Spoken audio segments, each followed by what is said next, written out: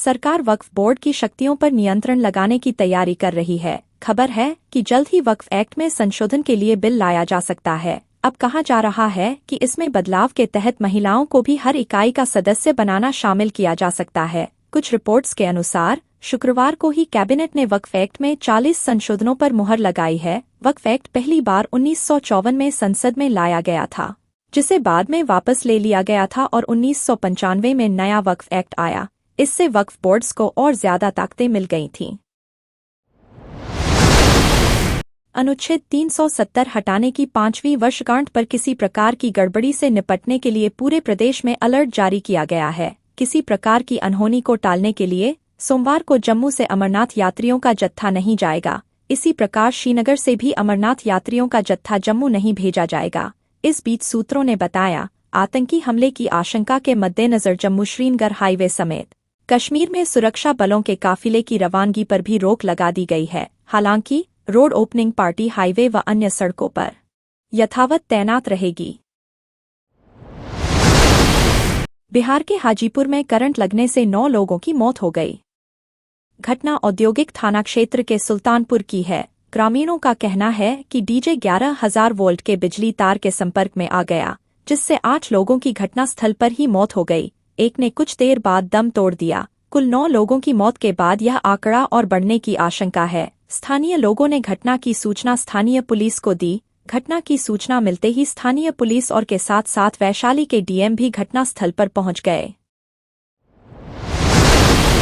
हरियाली अमावस्या पर सुगंधित फूलों के डोल में विराजित ठाकुर श्री बांके बिहारी के दर्शन के लिए रविवार सुबह से ही श्रद्धालुओं की भीड़ उमड़ पड़ी। भारी भीड़ के दबाव से मंदिर के आसपास की कुंज गलियां भी जाम हो गईं। मंदिर जाने वाले प्रमुख मार्गों पर भक्तों की लंबी लंबी कतारें आराध्य की एक झलक पाने के इंतजार में खड़ी दिखाई दे रही थीं। ग्रीष्मकाल में ठाकुर जी को शीतलता प्रदान करने के उद्देश्य से सजाए जाने वाले फूल बंगलों की अनवरत श्रृंखला का समापन हरियाली अमावस्या पर होता है। लेकिन हरियाली अमावस्या के साथ रविवार को वृंदावन पहुंचने वाले श्रद्धालुओं की संख्या में भारी वृद्धि हुई।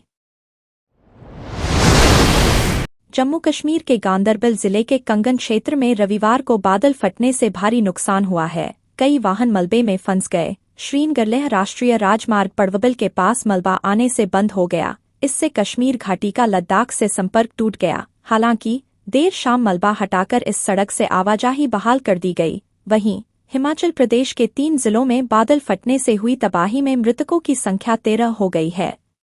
मंडी के राजबन में 2 और शव मिले हैं। खराब मौसम की वजह से कटरा में हेलीकॉप्टर सेवा भी बाधित रही। भारतीय वायुसेना (IAF) ने हवा से हवा में मार करने वाली 200 अस्त्र मार्क 1 मिसाइल के निर्माण के लिए रक्षा अनुसंधान और विकास संगठन DRDO और भारत डायनेमिक्स लिमिटेड BDL को मंजूरी दे दी है। अस्त्र मार्क 1 मिसाइल DRDO ने विकसित किया है और BDL इसकी निर्माण एजेंसी है। वायुसेना के अधिकारियों ने बताया कि IAF के उप प्रमुख एयर मार्शल आशुतोष दीक्षित की हालिया हैदराबाद दौरे के दौरान BDL को निर्माण मंजूरी दी गई। अस्त्र मिसाइल को रूसी मूल के लड़ाकू विमान सुखोई 30 और स्वदेशी LCA तेजस के साथ लगाया जाएगा।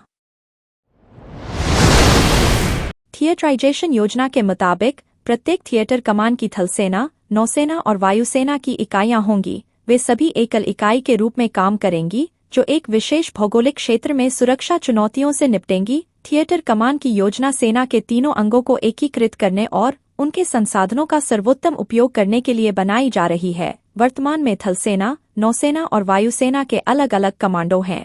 आधिकारिक बयान के अनुसार बैठक का लक्ष्य सशस्त्र बलों के बीच वित्तीय मुद्दों पर तालमेल बढ़ाना है। बैठक में रक्षा मंत्रालय, रक्षा लेखा महानियंत्रक और सेना मुख्यालय के वरिष्ठ अधिकारियों की भागीदारी देखने को मिलेगी। भारत को पेरिस ओलंपिक के 10वें दिन बैडमिंटन खिलाड़ी लक्ष्य सेन से कांस्य पदक लाने की उम्मीद होगी, जबकि सोमवार से कुश्ती स्पर्धाएं भी शुरू हो रही हैं और पहले दिन निशा महिला फ्री स्टाइल 68 किलो वर्ग के प्री क्वार्टर फाइनल में चुनौती पेश करेंगी। 2 बार की ओलंपिक पदक विजेता महिला निशानेबाज मनु भाकर पेरिस ओलंपिक खेलों के समापन समारोह में भारत की ध्वजवाहक होंगी। मनु ने पेरिस ओलंपिक में 2 कांस्य पदक जीते थे। वहीं महेश्वरी चौहान और अनंतजीत सिंह नरूका की जोड़ी निशानेबाजी के स्कीट मिश्रित टीम्स पर धाके क्वालिफिकेशन में चुनौती पेश करने उतरेगी। दिल्ली के ओल्ड राजेंद्र नगर में कोचिंग सेंटर में यूपीएससी की तैयारी कर रहे 3 स्टूडेंट्स की मौत के मामले का सुप्रीम कोर्ट ने स्वतः संज्ञान लिया है। कोर्ट ने इस मामले में केंद्र और दिल्ली सरकार को नोटिस जारी किया है। गौरतलब है कि दिल्ली के ओल्ड राजेंद्र नगर में 27 जुलाई को एक बड़ा हादसा हुआ था। यहां प्रतियोगी परीक्षाओं की तैयारी कराने वाली राव एकेडमी के बेसमेंट में पानी में डूबकर 3 बच्चों की मौत हो गई। दुखद घटना में 3 छात्रों की मौत का मामला अदालत तक भी पहुंच चुका है। राष्ट्रपति द्रौपदी मुर्मू रविवार को फिजी, न्यूजीलैंड और तिमोर लेस्ते की 6 दिवसीय यात्रा पर रवाना हुई। मुर्मू फिजी के राष्ट्रपति विलियम मैवालिली कैटोनिवरे के निमंत्रण पर अगस्त के 5 से 7 तक वहां की यात्रा पर रहेंगी। मुर्मू फिजी में कैटोनिवरे और प्रधानमंत्री सिटिवेनी राबुका के साथ द्विपक्षीय बैठकें करेंगी। उनका फिजी की संसद को संबोधित करने और उसके सदस्यों से बातचीत करने का भी कार्यक्रम है, जिनमें से कई भारतीय मूल के हैं। राष्ट्रपति भवन ने सोशल मीडिया पर लिखा, यह किसी भारतीय राष्ट्राध्यक्ष की फिजी और तिमोर लेस्ते की पहली यात्रा होगी।